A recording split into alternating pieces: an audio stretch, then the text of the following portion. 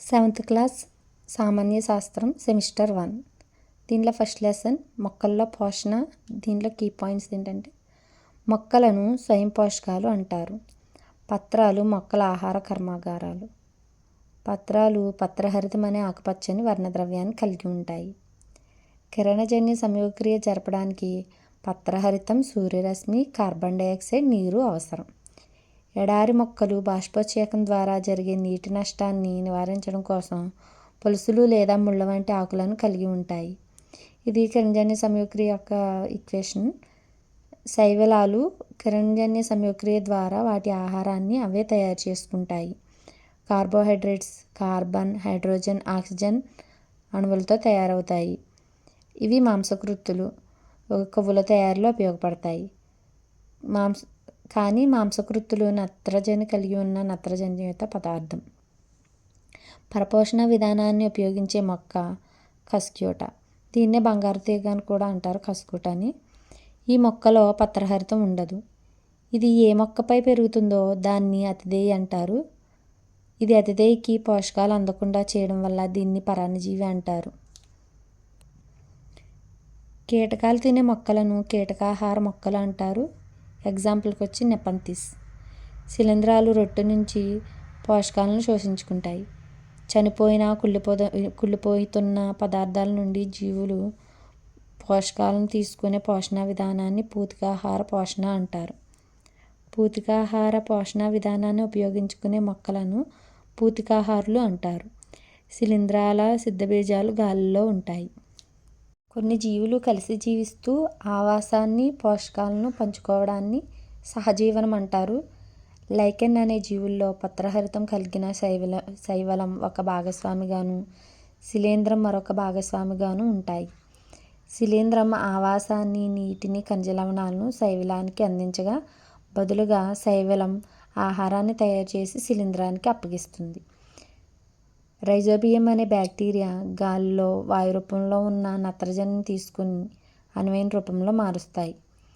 Rhizobium bacteria సొంతంగా ఆహారం తయారు చేసుకోలేదు. కాబట్టి కంది, బఠానీ, పెసలు, చిక్కుడు వంటి లెగ్యుమినేసి కుటుంబాలకు చెందిన మొక్కల వేర్లలో నివసిస్తూ వాటికి నత్రజనిని అందిస్తాయి. బదులుగా మొక్కలు వాటి ఆహారాన్ని, ఆశ్రయాన్ని ఇస్తాయి. సెకండ్ లెసన్ జంతువుల్లో పోషణ.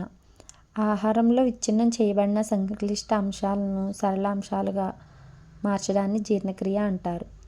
సముద్ర నక్షత్రం కాల్షియం కార్బోనేట్తో ఏర్పడిన గట్టి కర్పాలతో కప్పబడిన జంతువులను తింటుంది. మానవుల్లో జీర్ణక్రియలో వివిధ భాగాలు అస్యకుహరం, ఆహారవాహిక, జీర్ణాశయం, చిన్నపేగు, పెద్దపేగు, పాయువు. జీర్ణాశయం చిన్నపేగుల లోపల గోళ్ళు, లాలాజల గ్రంథులు, కాలేయం, క్లోమం వంటి ఆహార నాళంతో సంబంధం ఉన్న వివిధ గ్రంథుల జీర్ణరసాలను స్రవిస్తాయి. ఆహారాన్ని శరీరంలోకి తీసుకునే ప్రక్రియను అంతరగ్రహణం అంటారు. వివిధ రకాల ఇవి దంతాల అమరికలు. వీటిలో రకాలు ఏంటంటే చర్వణకాలు, అగ్రచర్వణకాలు, రదనికలు, కుంతకాలు. ఇవి దంతాల యొక్క రకాలు. ఇవి దంతాల యొక్క అమరిక. ఆమ్లాలు క్రమంగా దంతాలను దెబ్బతీస్తాయి. జీర్ణాశయం ఆకారం జే లెటర్లా ఉంటుంది. శ్లేష్మం జీర్ణాశయ లోపల గోడను రక్షిస్తుంది. ఆమ్లం ఆహారంతో ప్రవేశించి బ్యాక్టీరియాలను చంపుతుంది. చిన్నపేగు పొడవు 7.5 మీటర్స్. కాలేయం ఉదర ఎగుభాగంలో ఉండి కుడివైపున ఉండే ఎర్రటి గోధుమ వర్ణం గల గ్రంథి. శరీరంలోని అతిపెద్ద గ్రంథి. పైత్యరసాన్ని స్రవించి పిత్తాశయం అనే సంచిలో నిల్వ చేస్తుంది. కొవ్వులను జీర్ణం చేయడంలో పైత్యరసం ముఖ్య పాత్ర పోషిస్తుంది. క్లోమం జీర్ణాశయం క్రింద మేగడవర్ణం గల గ్రంథి. క్లోమరసం పిండి పదార్థాలు, కొవ్వులు, ప్రోటీన్లపై చర్య జరిపి వాటిని సరళమైన రూపాల్లోకి మారుస్తుంది.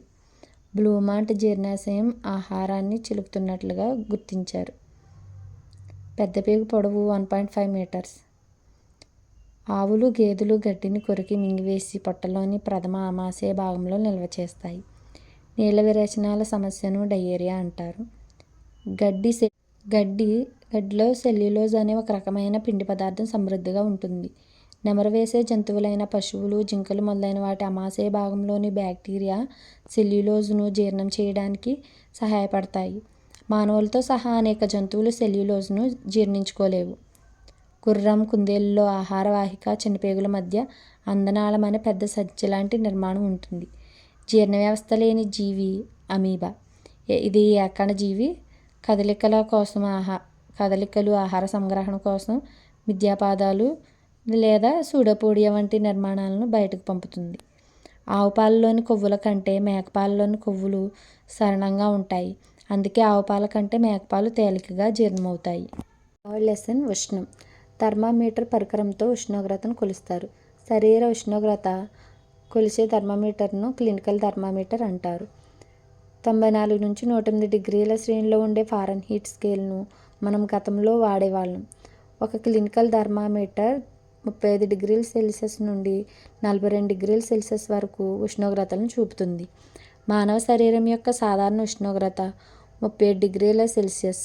సాధారణంగా ఇది 35 డిగ్రీల సెల్సియస్ కన్నా తగ్గదు లేదా 42 డిగ్రీల సెల్సియస్ కన్నా పెరగదు. రోజు యొక్క గరిష్ట మరియు కనిష్ట ఉష్ణోగ్రతలను గరిష్ట కనిష్ట ఉష్ణమాపకం అనే థర్మామీటర్తో కొలుస్తారు. ప్రయోగశాల థర్మామీటర్ వ్యాప్తి -10 డిగ్రీల సెల్సియస్ నుండి 110 డిగ్రీల సెల్సియస్. ఒక వస్తువు యొక్క వేడి కొన నుండి చల్లని కొన వరకు ఉష్ణం బదిలీ జరిగే విధానమును ఉష్ణవాహనం అంటారు. ఉష్ణవాహకాలు ఉష్ణమును తమ గుండా ప్రసరింపచేసే పదార్థాలు. ఉష్ణవాహకాలకు ఎగ్జాంపుల్ అల్యూమినియం, ఇనుము, రాగి. ఉష్ణ అధమ వాహకాలు ఉష్ణమును ప్రసరింపచేయని పదార్థాలను ఉష్ణ అధమ వాహకాలు లేదా బంధకాలు అంటారు. ఎగ్జాంపుల్కి వచ్చి ప్లాస్టిక్ లేదా చెక్క. నీరు, గాలి ఉష్ణ అధమ వాహకాలు. ఉష్ణ వికిరణం ప్రక్రియ ద్వారా సూర్యుడి నుండి వేడి మనకు చేరుతుంది. సెల్సియస్ స్కేల్ను 1742లో స్వీడిష్ ఖగోళ శాస్త్రవేత్త అండర్ సెల్సియస్ రూపొందించారు. అతను వేడి నీటి ఉష్ణోగ్రతను 0 డిగ్రీల సెల్సియస్ మరియు గడ్డకట్టే నీటి ఉష్ణోగ్రతను 100 డిగ్రీల సెల్సియస్గా నిర్ణయించాడు. 4th lesson. ఆమ్లాలు, క్షారాలు, లవణాలు. ఆమ్లం అనే పదం ఎసిరే అనే లాటిన్ పదం నుండి వచ్చింది. దీని అర్థం పుల్లని. రుచిలో చేదుగా, తాకినప్పుడు జారుడుగా అనిపించే పదార్థాలను క్షారాలు అంటారు. ఒక పదార్థం ఆమ్లమా లేదా క్షారమా అని పరీక్షించడానికి ఉపయోగించే పదార్థాలను సూచికలు అంటారు. ఎగ్జాంపుల్ పసుపు, లిట్మస్, మందార పువ్వు రేకులు. ఇటు సైడ్ ఆమ్లం ఇవి లభ్యమయ్యే పదార్థాలు. ఎసిటిక్ ఆమ్లం వెనిగర్లో లభ్యమవుతుంది. ఫార్మిక్ ఆమ్లం చీమలు కుట్టడం ద్వారా. సిట్రిక్ ఆమ్లం నిమ్మ, నారింజ మొదలగు నిమ్మజాత పండ్లు. లాక్టిక్ ఆమ్లం పెరుగు. ఆక్సాలిక్ ఆమ్లం పాలకూరలో లభ్యమవుతుంది. ఆస్కార్బిక్ ఆమ్లం ఉసిరి, సిట్రస్ పండ్లలో లభ్యమవుతుంది. టార్టారిక్ ఆమ్లం చింతపండు, ద్రాక్ష, పచ్చిమామిడిలో లభ్యమవుతుంది. క్షారం పేరు వీటిలో లభ్యమయ్యే పదార్థాలు. కాల్షియం హైడ్రాక్సైడ్ నిమ్మరసంలో లభ్యమవుతుంది. Ammonium hydroxide window cleaner. Sodium hydroxide, potassium hydroxide సబ్బులో లభ్యమవుతాయి. మెగ్నీషియం హైడ్రాక్సైడ్ మిల్క్ ఆఫ్ మెగ్నీషియాలో లభ్యమవుతుంది. సహజ సూచిక లిట్మస్ లైకెన్ నుండి గ్రహింపబడుతుంది. పర్పుల్ రంగులో ఉంటుంది. ఇది ఆమ్ల ద్రావణానికి కలిపితే రెడ్ కలర్లోకి, క్షార ద్రావణంతో కలిపితే నీలం రంగులోకి మారుతుంది.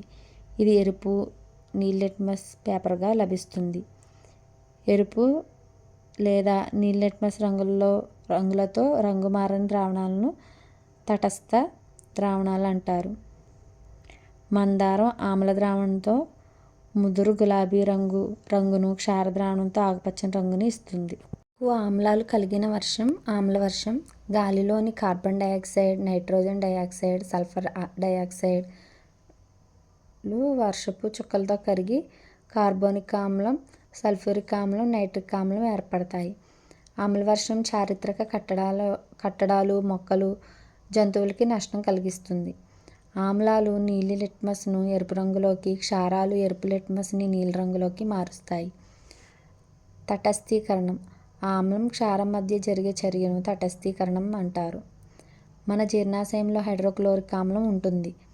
ఎక్కువగా ఆమ్లం ఉంటే అజీర్ణానికి కారణమవుతుంది. దీని నుండి ఉపశమనం పొందడానికి మిల్క్ ఆఫ్ మెగ్నీషియా వంటి యాంటాసిడ్ తీసుకుంటే అధిక ఆమ్ల ప్రభావాన్ని తటస్థీకరిస్తుంది. చీమ కుట్టినప్పుడు ఫార్మిక్ ఆమ్లం ప్రభావం తటస్థీకరించడానికి బేకింగ్ సోడా, కాలమైన్ లేదా జింక్ కార్బోనేట్ ద్రావణం రుద్దాలి. నేల ఆమ్లయుతంగా ఉంటే పొడి సున్నం, కాల్షియం ఆక్సైడ్, తడి సున్నం, కాల్షియం హైడ్రాక్సైడ్ వంటి క్షారాలతో చికిత్స చేస్తారు. నేల క్షారంగా ఉంటే సేంద్రియ పదార్థం కంపోస్ట్ కలిపితే అది ఆమ్లాలను విడుదల చేసి నేల క్షార స్వభావం తటస్థీకరిస్తుంది. కర్మాగారాల వ్యర్థాలతో ఆమ్లాలకు క్షారాలను కలపడం ద్వారా తటస్థీకరించబడతాయి. 5th లెసన్ భౌతిక మరియు రసాయన మార్పులు. మార్పులు 2 రకాలు: భౌతిక మార్పు, 2 రసాయనిక మార్పు. భౌతిక మార్పుల్లో కొత్త పదార్థం ఏర్పడదు. రసాయనిక మార్పులో 1 కంటే ఎక్కువ పదార్థాలు ఏర్పడతాయి. ఇనుముపై తుప్పు పట్టడాన్ని నిరోధించడానికి క్రోమియం లేదా జింక్ వంటి లోహ పొరను నిక్షిప్తం చేయడంను గాల్వానీకరణం అంటారు. స్టెయిన్లెస్ స్టీల్ను ఇనుమును కార్బన్తో మరియు క్రోమియం, నికెల్ మరియు మాంగనీస్ వంటి లోహాలతో కలిపి తయారు చేయడం వల్ల తుప్పు పట్టదు. ఉప్పు స్ఫటికీకరణం భౌతిక మార్పుకి ఉదాహరణ. ఢిల్లీలోని కుతుబ్ మినార్ సమీపంలో 7 మీటర్ల కన్నా ఎత్తున్న ఇనుప స్తంభం 6000 కిలోగ్రాముల కంటే బరువు ఉండి 1600 సంవత్సరాల క్రితం నిర్మించి చాలా కాలమైనా తుప్పు పట్టలేదు. 6వ లెసన్ జీవుల్లో శ్వాసక్రియ. కణ శ్వాసక్రియ అంటే ఏంటంటే కణంలో ఆహారం విచ్ఛిన్నమయ్యి శక్తి విడుదలయ్యే ప్రక్రియ. ఇది జీవుల్లో కణాల్లో జరుగుతుంది. వాయుసహిత శ్వాసక్రియ అంటే ఆక్సిజన్ వినియోగించుకుని గ్లూకోజ్ విచ్ఛిన్నం అవుతుంది. అవాయు శ్వాసక్రియ అంటే ఆక్సిజన్ వినియోగించకుండా ఆహారం విచ్ఛిన్నం అవుతుంది. అవాయు శ్వాసక్రియ జీవులు ఈస్ట్. ఇది ఏకణ జీవులు అవాయు శ్వాసక్రియ జరిపి ఆల్కహాల్ను అందిస్తాయి. వైన్, బీర్ల తయారీలో వినియోగిస్తారు ఈస్ట్ని. కండర కణాలు అవాయుగతంగా శ్వాసించినప్పుడు కండరాలు పట్టేయడం జరుగుతుంది. గ్లూకోజ్ విచ్ఛిన్నమయ్యి లాక్టిక్ ఆమ్లం ఉత్పత్తి అవుతుంది. లాక్టిక్ ఆమ్లం చేరిక కండరాల పట్టేయడానికి కారణమవుతుంది. శ్వాసక్రియ రేట్ అంటే ఏంటంటే ఒక వ్యక్తి ఒక నిమిషానికి ఎన్నిసార్లు శ్వాసిస్తాడో ఆ సమయాన్ని శ్వాసక్రియ రేట్ అంటారు. ఒక శ్వాస అంటే ఒక ఉచ్ఛ్వాసం, ఒక నిశ్వాసం. వయోజనుడైన వ్యక్తి నిమిషానికి 15 నుంచి 18 సార్లు ఊపిరి పీల్చుతాడు. శారీరక శ్రమ చేసినప్పుడు నిమిషానికి శ్వాసక్రియ రేటు 25 సార్లు వరకు చేరుతుంది. కీటకాలలో గాలిగొట్టాలు లేదా వాయునాళాలు కనిపిస్తాయి. మరి ఇతర జంతువుల్లోనూ కనపడవు. వానపాములు చర్మం ద్వారా శ్వాసిస్తాయి. కప్పలకు మానవుల వలె ఒక జత ఊపిరితిత్తులు ఉన్న చర్మం ద్వారా కూడా శ్వాస తీసుకోగలవు. చేపలలో మొప్పలు నీటిలో కరిగిన ఆక్సిజన్ను ఉపయోగించడానికి సహాయపడతాయి. అధిక వ్యాయామం చేసినప్పుడు కండరాలకు ఆక్సిజన్ సరఫరా లేనప్పుడు ఆహారం విచ్ఛిన్నమయ్యి అవాయు శ్వాసక్రియ ద్వారా జరుగుతుంది. మానవులకు, ఇతర జీవులకు స్వచ్ఛమైన ఆక్సిజన్ ఎక్కువసేపు పీల్చడం ప్రమాదకరం. 7th లెసన్ మొక్కలు మరియు జంతువుల్లో రవాణా. హిమోగ్లోబిన్ రక్తాన్ని ఎర్రగా కనిపించేటట్లు చేస్తుంది. శరీరంలోకి ప్రవేశించే సూక్ష్మజీవులతో పోరాడే తెల్ల రక్త కణాలు కూడా రక్తం కలిగి ఉంటాయి. రక్తనాళాలు, ధమనులు, సిరలు. ధమనులు ఆక్సిజన్తో కూడిన రక్తాన్ని గుండె నుంచి శరీర భాగాలకు తీసుకువెళ్తాయి. ఇవి మందపాటి గోడలను కలిగి ఉంటాయి. నాడీ స్పందన ధమనులలో ప్రవహించే రక్తం కారణంగా జరుగుతుంది. ఒక వ్యక్తి నిమిషానికి 72 మరియు 80 మధ్య నాడీ స్పందన కలిగి ఉంటాడు.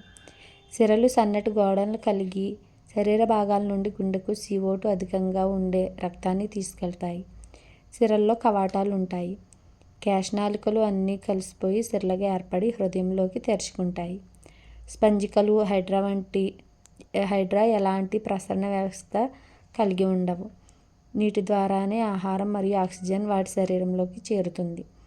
విలియం హార్వే రక్త ప్రసరణను కనుగొన్నారు. సర్క్యులేటర్ అని విలియంని పిలిచారు. రక్తం వడపోయడం మూత్రపిండాలలోని కేశనాళికల ద్వారా జరుగుతుంది. నీటిలో కరిగిన వ్యర్థాలు మూత్ర రూపంలో తొలగించబడతాయి. ఒక వయోజన మానవుడు సాధారణంగా 24 గంటల్లో 1 నుంచి 1.8 లీటర్ల మూత్రాన్ని విసర్జిస్తాడు. మూత్రంలో 95% నీరు, 2.5% యూరియా, 2.5% ఇతర వ్యర్థ పదార్థాలు ఉంటాయి. చేపలు కణ వ్యర్థాలను నీటిలో కరిగే అమోనియాగా విసర్జిస్తాయి. పక్షులు, బల్లులు, పాములు వంటి భూచర జంతువులు సగం ఘనం తెలుపు రంగు యూరిక్ ఆమ్లం విసర్జిస్తాయి. మానవుల విసర్జన పదార్థం యూరియా. కృత్రిమ కిడ్నీ ద్వారా రక్తాన్ని వడపోత చేసే ప్రక్రియను డయాలసిస్ అంటారు. మొక్కల్లో నీరు మరియు పోషకాల రవాణా కొరకు ఉన్న ప్రసరణ కణజాలాన్ని దారువు అంటారు. దారువు మొక్కకు నీటి సరఫరా చేస్తుంది. పోషక కణజాలం మొక్క అన్ని భాగాలకు ఆహారం సరఫరా చేస్తుంది. మానవుల విసర్జన వ్యవస్థలో 2 మూత్రపిండాలు, 2 మూత్రనాళాలు, 1 మూత్రాశయం, 1 ప్రసేకం ఉంటాయి. నెక్స్ట్ వీడియోలో సెమిస్టర్ 2 అనేది ఎక్స్ప్లెయిన్ చేస్తాను.